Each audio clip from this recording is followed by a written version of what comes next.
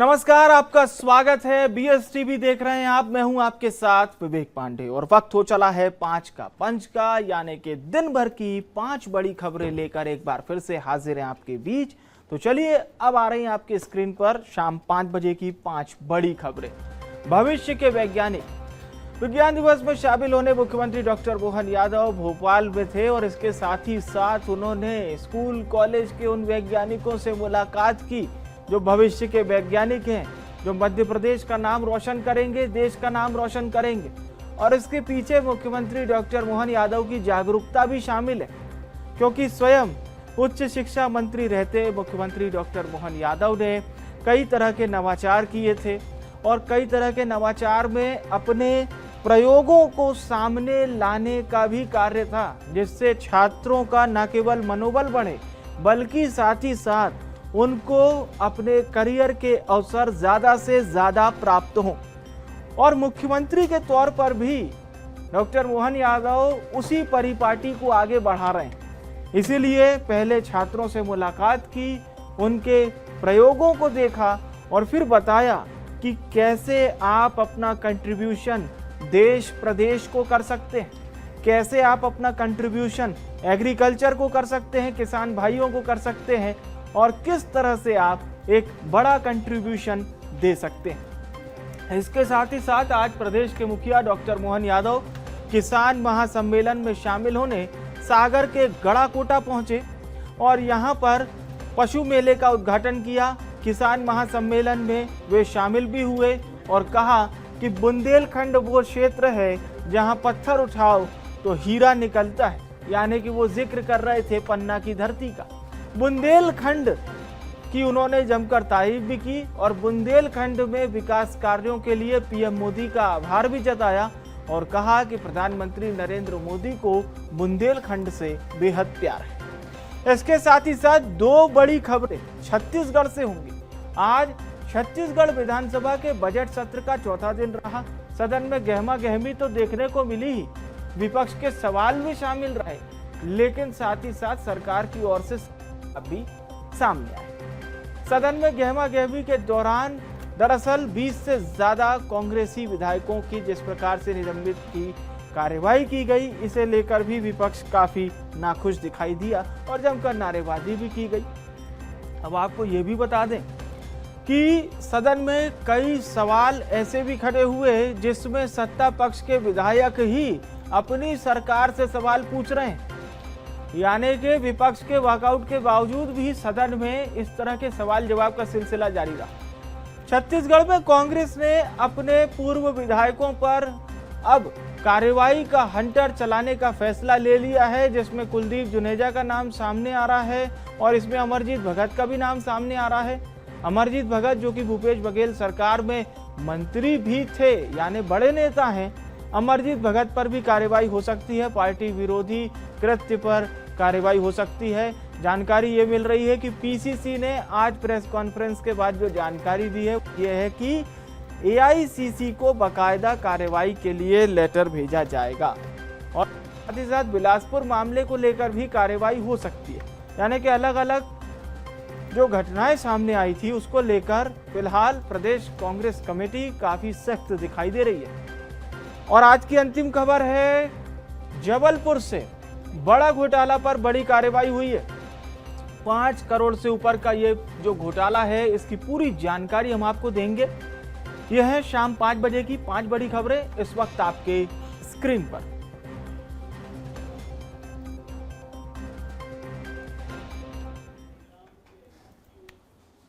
और चलिए अब खबरों का सिलसिला शुरू करते हैं। विज्ञान दिवस पर शामिल होने मुख्यमंत्री डॉक्टर मोहन यादव भोपाल में मौजूद रहे और इस दौरान उन्होंने भविष्य के वैज्ञानिकों, यानी कि वे छात्र जिन्होंने एक से एक बेहतर प्रोजेक्ट बनाए, उसका अवलोकन भी किया, छात्रों के कार्यों की सराहना भी की। राष्ट्रीय विज्ञान दिवस पर इन छात्रों ने अपनी कला का नायाब नमूना पेश किया और बताया कि किस तरह से वे न केवल टेक्नोलॉजी बल्कि साथ ही साथ एग्रीकल्चर को भी इस टेक्नोलॉजी के जरिए जोड़कर कृषि को काफ़ी आसान बनाना चाहते हैं, उन्नत बनाना चाहते हैं। मुख्यमंत्री ने भी इनके कार्यों की काफी प्रशंसा की।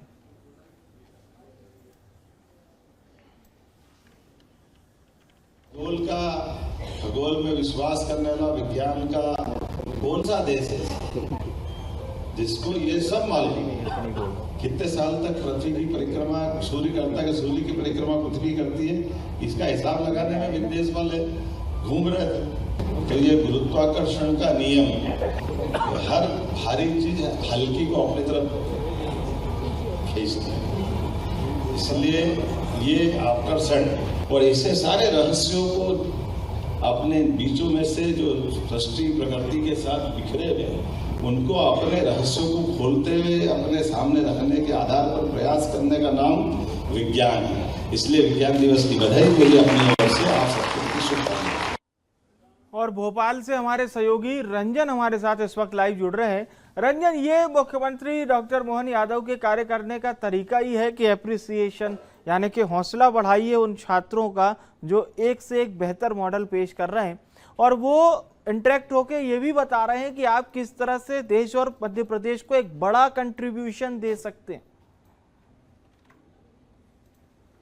देखिए, अगर हम बात करें तो आज साइंस डे था और इसी के कारण मुख्यमंत्री डॉक्टर मोहन यादव ने साइंस की पढ़ाई करने वाले अलग अलग विद्यालयों के छात्रों के साथ जो है संवाद करने का काम किया और भोपाल में ही जो है डिजिटल प्लेटफॉर्म के माध्यम से अलग अलग स्कूलों के साथ जो है वो जुड़े और संवाद किया।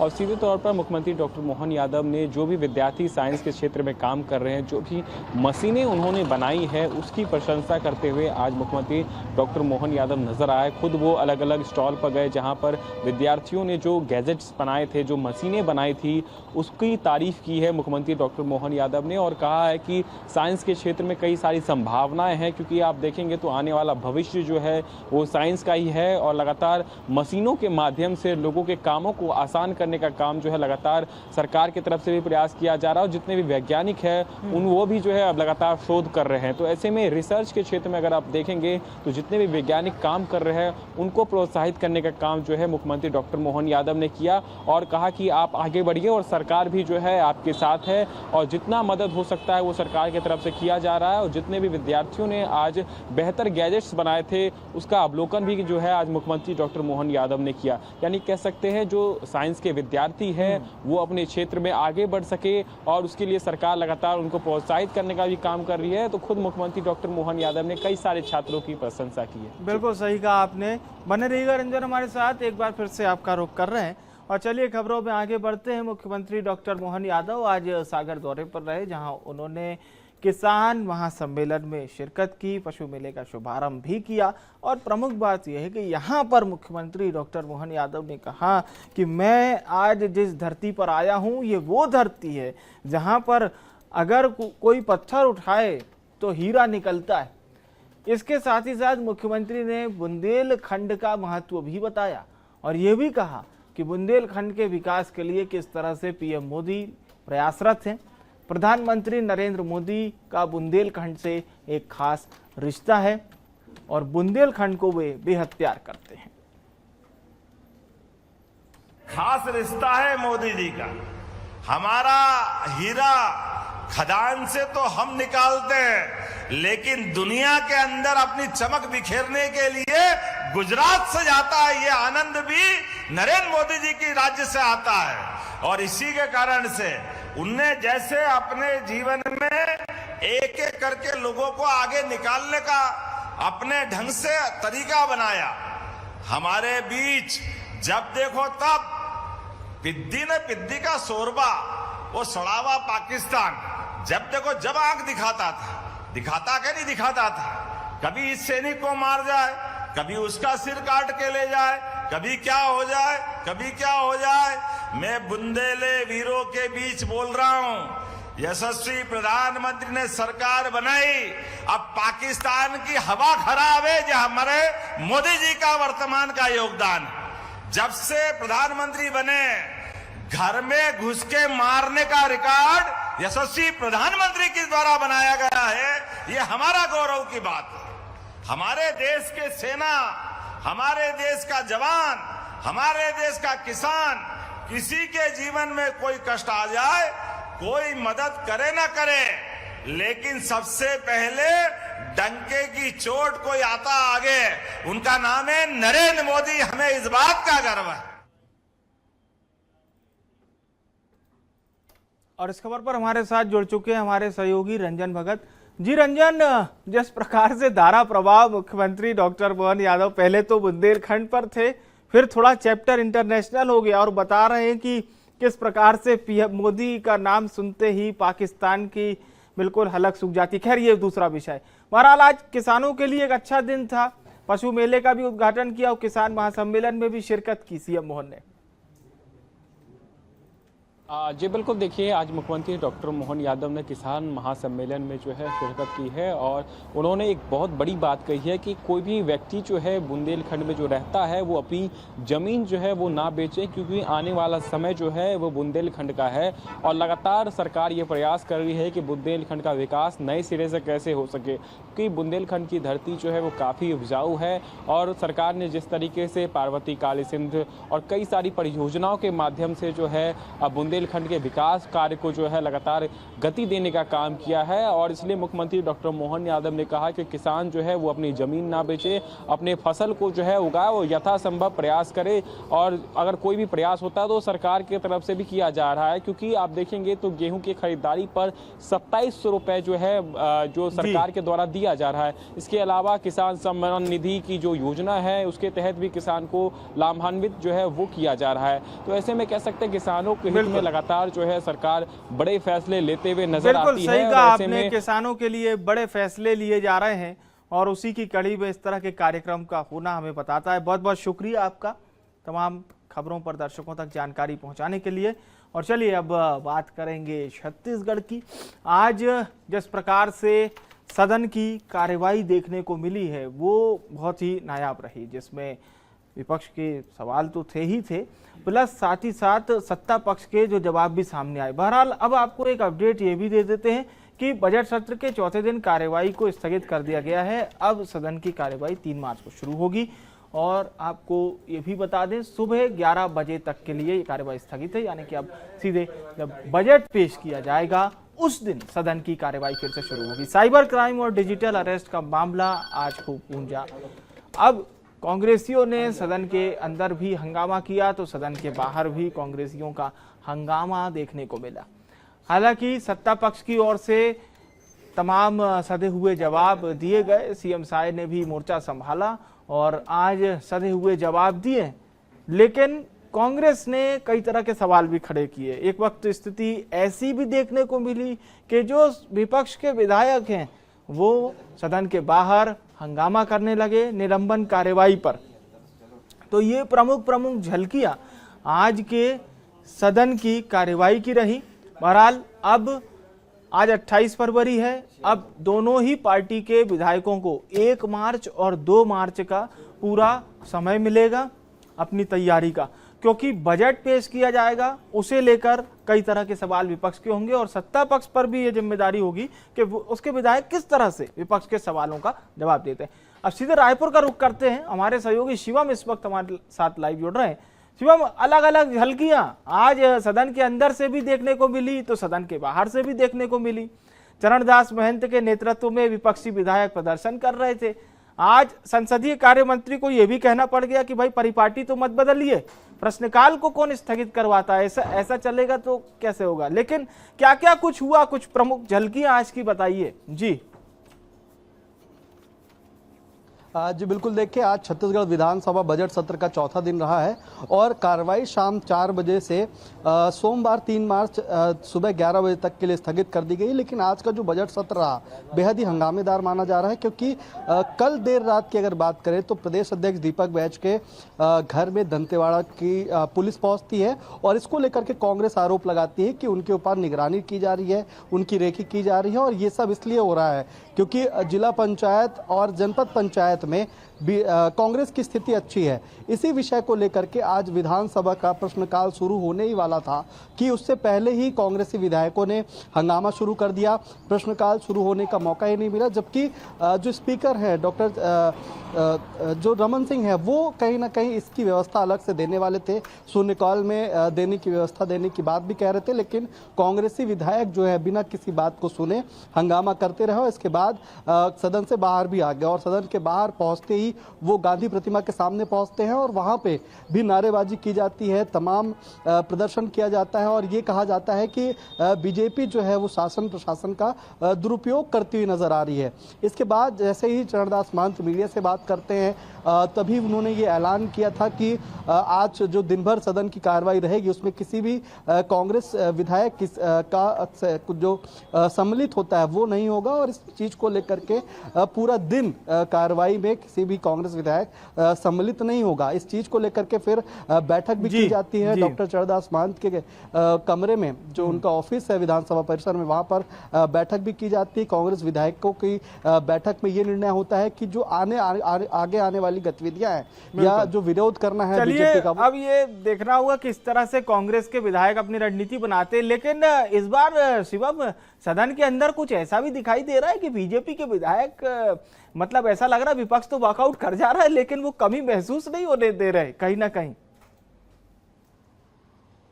बिल्कुल, अगर बात करें बीते हुए कल की तो जब विधानसभा का सत्र शुरू हुआ था तब जल जीवन मिशन को लेकर के बातचीत चल रही थी, चर्चा चल रही थी, प्रश्नकाल लगा हुआ था और उसी दौरान ऐसा नजारा देखने को मिला कि सत्ता पक्ष के विधायक से ही खुद के मंत्री के खिलाफ ही उन्होंने सवाल दाग दिया और उन्होंने असंतुष्टि भी दिखाई कि वो मंत्री के जवाब से संतुष्ट नहीं है, क्योंकि उप मुख्यमंत्री अरुण साव का वो विभाग था और उन्होंने पिछले बार भी डॉक्टर अजय चंद्राकर ने उसको लेकर के सवाल लगाया था जल जीवन मिशन को लेकर के, और तब उप मुख्यमंत्री ने यह कहा था कि इसका जवाब आपको अलग से उपलब्ध करा दिया जाएगा। लेकिन मंत्री के जवाब से विधायक असंतुष्ट रहे हैं, उन्होंने इस चीज को सदन में बोला भी और इसी के बाद ये कहा जा रहा है कि सत्ता पक्ष जो है वो अपने ही विधायकों से कहीं ना कहीं गिरते जा रही है। जी चलिए, सही कहा आपने, अब इसका समाधान तो निकालना ही पड़ेगा। शिवम, बहुत बहुत धन्यवाद आपका तमाम जानकारी दर्शकों तक पहुंचाने के लिए।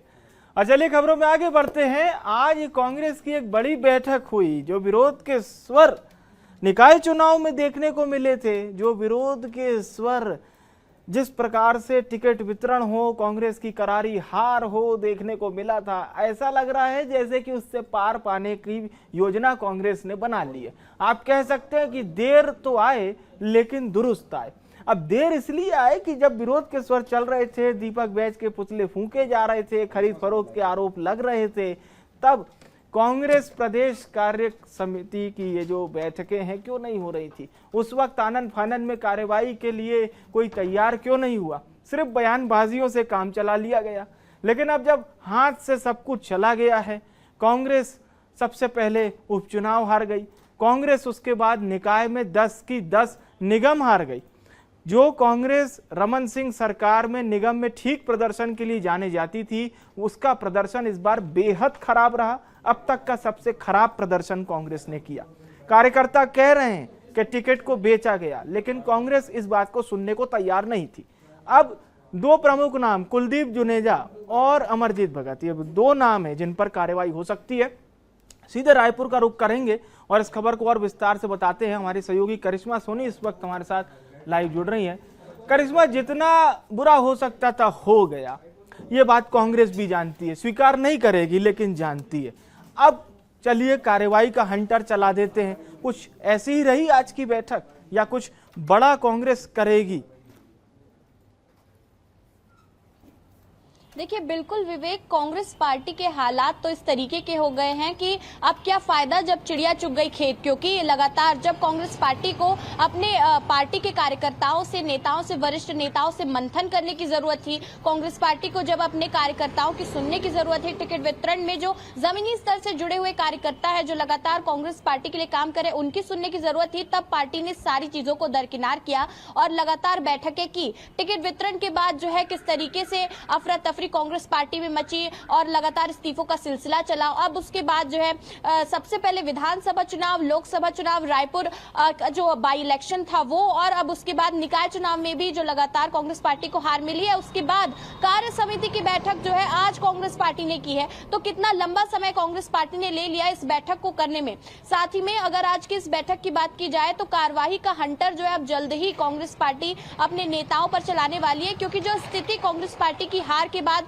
सामने निकल कर आई है, कांग्रेस पार्टी के खुद के बड़े नेता हैं जो पूर्व विधायक रह चुके हैं, जो पूर्व मंत्री रह चुके हैं, ऐसे नेताओं से ऐसे बयान खुद की पार्टी के लिए आते हैं जो इंटरनल डैमेज करते हैं। तो अब जो है सबसे पहले अगर कार्रवाई की बात की जाए तो इस कार्य समिति की बैठक में कांग्रेस पार्टी ने यह फैसला लिया है कि जो पूर्व विधायक कुलदीप सिंह जुनेजा है उन पर सबसे पहले कार्रवाई का हंटर चलेगा और उन्हें पहले निलंबित किया जाएगा और फिर उनके निष्कासन के लिए कांग्रेस पार्टी यहां पर जो है पीसीसी के जरिए एआईसीसी को यहां पर जो है अनुशंसा देने वाली है। और उसके बाद जो है इस तमाम नामों में अगर चर्चित नामों की बात की जाए तो पूर्व मंत्री अमरजीत भगत का नाम भी काफी चर्चाओं में चल रहा है। कांग्रेस पार्टी के अगर सूत्रों से अगर हम आपको बताएं तो उनका ये भी कहना है कि लगातार जिस तरीके से अमरजीत भगत कांग्रेस पार्टी की हार के बाद एक दूसरे पर यहाँ पर हार की जिम्मेदारी को लेकर के बयानबाजी टिप्पणी करते हुए नजर आए, किस तरीके से भूपेश बघेल को टारगेट किया गया, टीएस सिंहदेव को टारगेट किया गया उनके द्वारा, तो इन तमाम चीजों को लेकर के अब जो है पूर्व मंत्री अमरजीत भगत पर भी जल्द ही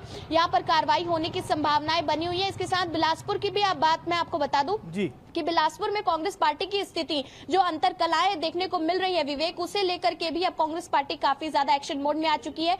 खुद ही के वहां के जो जिला अध्यक्ष हैं उनके द्वारा अपने पदाधिकारियों को नोटिस भेजे जाने पर उनको भी अब नोटिस जाने वाला है। कारण बताओ नोटिस की किस तरीके से जो है अपने ही कार्यकर्ताओं पर कार्रवाई की मांग क्यों कर रहे हैं कांग्रेस पार्टी के जिला अध्यक्ष। और उसके साथ कई सारे नामों की लंबी सूची है जिन पर अब कांग्रेस पार्टी जल्द ही मंथन करने वाली है, विचार विमर्श होगा और लगातार कड़ी कार्रवाई करते हुए कांग्रेस पार्टी छत्तीसगढ़ में नजर आएगी। चलिए, कड़ी कार्रवाई कांग्रेस करेगी, हम भी यही मान के चलें। बहुत बहुत शुक्रिया आपका तमाम जानकारी दर्शकों तक पहुंचाने के लिए।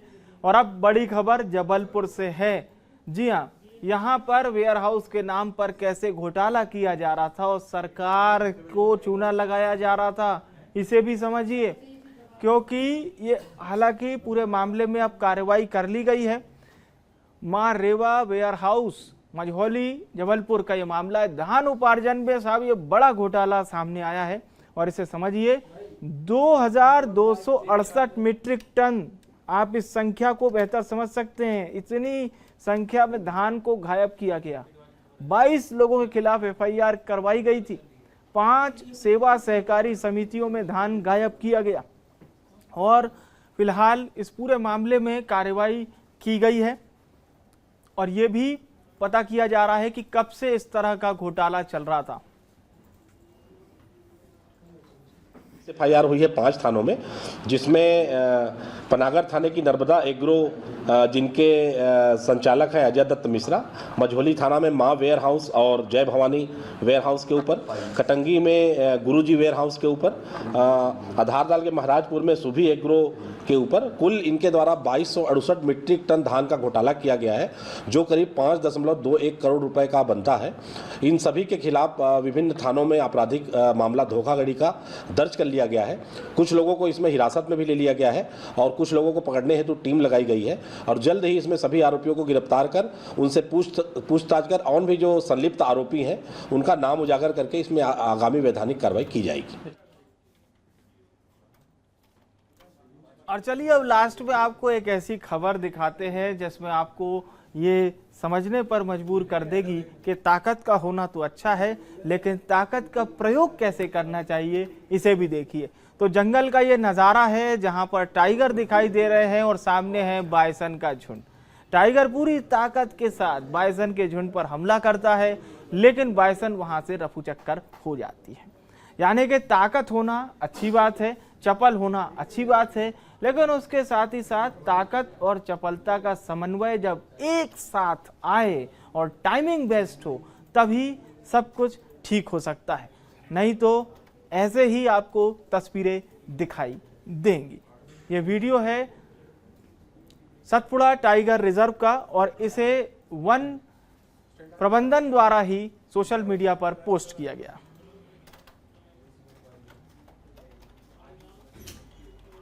और फिलहाल के लिए 5 का पंच में इतना ही। देखते रहिए BS टीवी। नमस्कार।